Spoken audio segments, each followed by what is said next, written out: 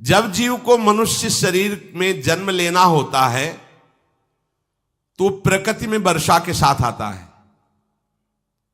प्रकृति में वर्षा के साथ आया, और फसल में मूली, गाजर, गेहूं, अन्न, इनमें वो जीव प्रवेश करता है और उसे माता पिता दोनों पाते हैं।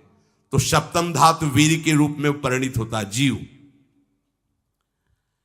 वो वीर कण के रूप में माता के उदर में जब प्रवेश करता है तो एक रात्रि में मां का और पिता का, दोनों का वो जो वीर मिलता है, उस रज और वीर के मिलने से एक कलल सा बनता है। 5 रात्रि व्यतीत होने के बाद एक बुदबुदा सा बनता है। 10 रात्रि व्यतीत होने के बाद एक बेर की सी आकृति होती है। फिर उसके बाद उसमें धीरे धीरे मांसपेशियां बढ़ने लगती हैं। 1 महीने में उसके सिर निकल आता है, 2 महीने में हाथ पांव अंगों का विभाग होता है, तीसरे महीने में नख, रोम, अस्थि, चर्म, स्त्री पुरुष के चिन्ह प्रकट हो जाते हैं, 4 महीने में मांसादि 7 धातुएं प्रकट हो जाती है, 5वें महीने में चेतना जागृत हो जाती है। जैसे अपने चेतना, ऐसे 5वें महीने में गर्भस्थ शिशु की चेतना जागृत हो गई। जीव है पर चेतना 5 महीने बाद मां के गर्भ में जागृत। अब उसे भूख लगती है, प्यास लगती है, वहां की तापमयी जलन, पीड़ा, छोटे छोटे कीड़ों के द्वारा काटना। 6ठे मास में झिल्ली से लपटा हुआ मां की दाहिनी कोख में कीड़े की तरह तड़पता है। उस समय माता को कड़वे और खट्टे पानी की लालसा होती है, जिससे उसके अंगों में जाकर भयंकर जलन होती है। यह है भोग। वो कृमि कीड़े की तरह तड़पता है। मलमूत्र के गड्ढे में बीच में झिल्ली में बंधा हुआ वो जीवात्मा सुकुमार तो होता है, वहां के कीड़े उसे नोचते छोटे छोटे, वो तड़पता है। माता प्रसन्न होती कि जब बच्चा हिलता है, बोले है उसकी दुर्गति हो रही, वहां भयंकर कष्ट पा रहा है। ऐसा क्लेश होता है कि क्षण क्षण में बेहोश होता रहता है। माता के खाए हुए कड़वे, तीखे, गरम, नमकीन, रूखे, खट्टे, यही पदार्थ पाने की इच्छा होती है माता, क्योंकि उसको भोग भोगना है। उसके कोमल शरीर में भयानक पीड़ा होती है जब माता ऐसे पदार्थ खाती है। गर्भाशय की झिल्ली में लिपटा हुआ, आंतों और मलमूत्र से घिरा हुआ सिर, पेट की और पीठ और गर्दन एक कुंडलाकार, ऐसे कंकण जैसा, ऐसी आकृति गर्भस्थ शिशु की होती है। पिंजड़े में बंद पक्षी के समान पराधीन, ना तो वो हिलडुल सकता है ना बोल सकता है, बड़ा असमर्थ दुख को भोग रहा है, चेतना पूरी है। इसी समय भगवान द्रवित होकर उसे ज्ञान देते हैं, गर्भस्थ शिशु को, सबको। जे उसे ज्ञान होता है तो सैकड़ों जन्म के कुकर्मों से याद आते हैं, सैकड़ों जन्म के। ओहो, ये मेरे कर्म का ही फल है, मैंने ऐसे कर्म किए इसलिए ये दुख भोग रहा हूं। बेचैन हो जाता है, कैसे निपट पाऊंगा, सैकड़ों जन्म के कर्म जमा है। अब महान अशांति उसके हृदय में, उस शरीर में भयंकर पीड़ा। कुंडलाकार शरीर है, हिल भी नहीं सकता है, बस कीड़े काटते, बड़ी तड़पन, बड़ी जलन, भूख प्यास की जलन। अब एक और भयानक जलन हुई, उसे स्मरण हो जाता है कई जन्मों के, सैकड़ों जन्मों के पाप कर्मों का। 7वां महीना आरंभ हुआ कि ज्ञान का उन्मेष हो गया।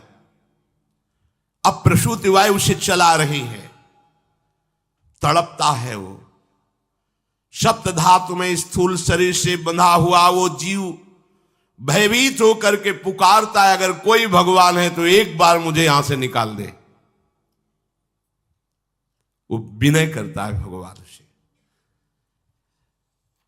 कोई अगर भगवान है जिसने मुझे इस बंधन में डाला है, एक बार निकाल दे, यहां से जाके केवल भजन करूंगा।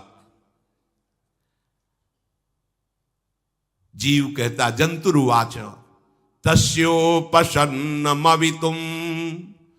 जगदिच्छयात् नाना तनोर्भुवि चलच्चरणारविंदम सोहम ब्रजामि शरणम रकुतो भयम में येने दृशी गतिरदर्श सतोनुरूपा। हे प्रभु, मैं बड़ा अधम हूं। ये ज्ञान भगवान की तरफ से गर्भस्थ शिशु को होता है। देखो, स्वयं वो इतना कष्ट पा रहा है, फिर जब आप गर्भ हत्या करते हैं तो आपका पाप कितना बड़ा होगा, सोचो। सब माताओं से विनय है, संयम से रहो, सावधान रहो। ये हत्या ऐसी नहीं कि तुम्हारे दान पुण्य से क्षमा हो जाएगी। ये जो भ्रूण हत्या है, गर्भ हत्या है, बहुत बड़ा पाप है। आप लोग अज्ञान के कारण इसको ध्यान नहीं देते, इसे खिलवाड़ समझते हो। कितना ज्ञान है। बेटी ही मां है, बेटी ही बहन है, बेटी ही पत्नी बनती है, बेटी ही किसी के जीवन को धारण करने वाली बनती है। और आपने गर्भ में देख लिया बेटी है, तुम स्वयं मां होकर उसका साथ दे रहे हो, उसका नष्ट करने के लिए। हमारी तो बात ही समझ में नहीं आती, क्या बुद्धि भ्रष्ट हो गई। अगर पुरुष का इतना महत्व है तो बेटियां ना हो तो तुम्हारी कौन सी गति होगी, सोचो जरा। जीना मुश्किल हो जाएगा तुम्हारा। तुम पुरुष किस काम के रह जाओगे। तुम्हारा अर्धांग काट दिया जाए तो तुम कैसे होगे। ये स्त्री स्वरूप अर्धांग है। जिस घर में मां बहन नहीं है, स्त्री स्वरूप नहीं, श्मशान जैसा वो होता है। ध्यान दीजिए, ये बहुत बड़ी गलती है जो अपनी बेटियों की हत्या करते हैं। और ये वो पाप है जो अक्षम्य अपराध है। स्त्री हत्या करना शास्त्रों में बहुत बड़ा पाप कहा गया है। फिर वो तो बच्चा है, बिल्कुल नहीं। जिनसे हो गया है, श्रीमद् भागवत का सप्ताह मूल संस्कृत से सुनो और भगवान से प्रायश्चित प्रार्थना करो कि हे नाथ, भूल से गलती हो गई, दूसरा कोई उपाय नहीं। ध्यान से समझ लीजिए, तुम्हारे भ्रूण हत्या, गर्भ हत्या के पाप को नष्ट करने में एकमात्र श्रीमद् भागवत समर्थ है, दूसरा कोई नहीं। कोई दान पुण्य तीर्थ स्नान तुम्हें क्षमा नहीं कर पाएगा। यह ऐसा महापाप है।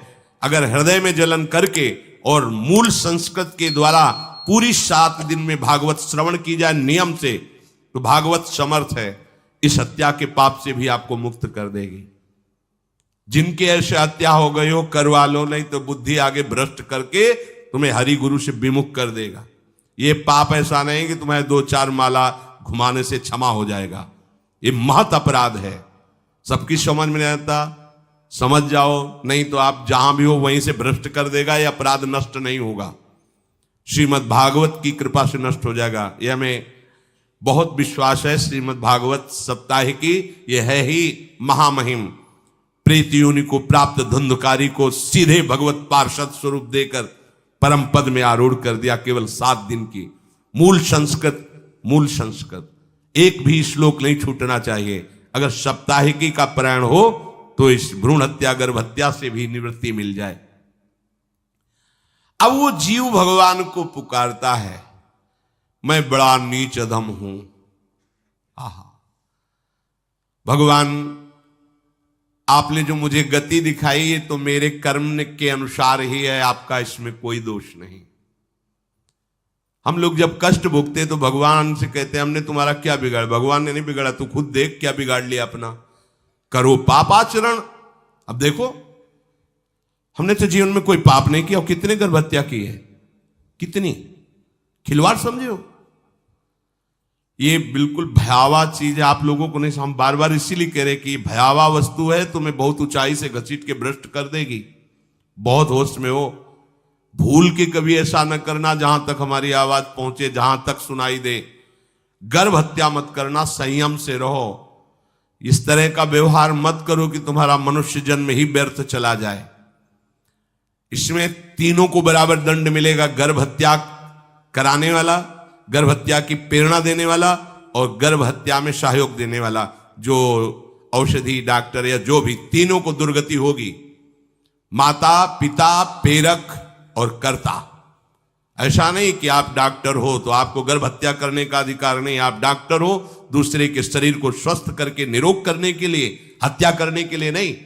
कोई भी हमारा संविधान ऐसा आदेश नहीं करता कि आप गर्भ हत्या कर दो, ना भागवतिक और ना भारतीय संविधान। ऐसा संविधान आदेश नहीं करता। अब वो जीव कह रहा है कि प्रभु मेरे योग्य ही है आपने जो मुझे दंड दिया है। मैंने सुना है कि आपकी शरण में जो आता है आप उसकी रक्षा कर लेते हैं। आपकी जो शरण में हो जाता है वो इस भूमि पर, भारत भूमि पर, विश्व पर निर्भय विचरण करता है। कोई उसे भय नहीं प्रदान कर सकता। प्रभु मैं इस माता के उदर में माया का रहस्य न जानने के कारण ऐसे कर्म किए कि मैं आ गया हूं। बहुत दुख पा रहा हूं।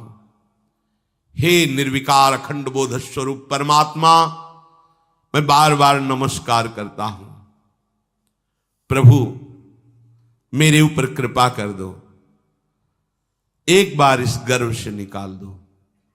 मैं यहां से बाहर जाकर आपका निरंतर भजन करूंगा। ये वादा करके आए हम प्रभु से सब।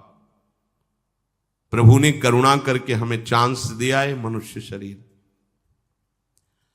प्रभु मैं बहुत जन्मों से इस समय स्मृति आ रही देख रहा हूं, कर्मों में भटकता रहा आपसे विमुख होकर के। ये जो मुझे अभी ज्ञान हो रहा है केवल आपकी कृपा से तत्कालिक है। तत्कालिक, एक तत्कालिक वैराग्य होता है। जैसे कथा सुनियो मन में आया कि अब तो भजन ही करना है। ये तत्कालिक है, स्थायी नहीं है। इसे स्थायी बनाओ। प्रभु आप अंतर्यामी हो, आप सब कुछ जान रहे हो।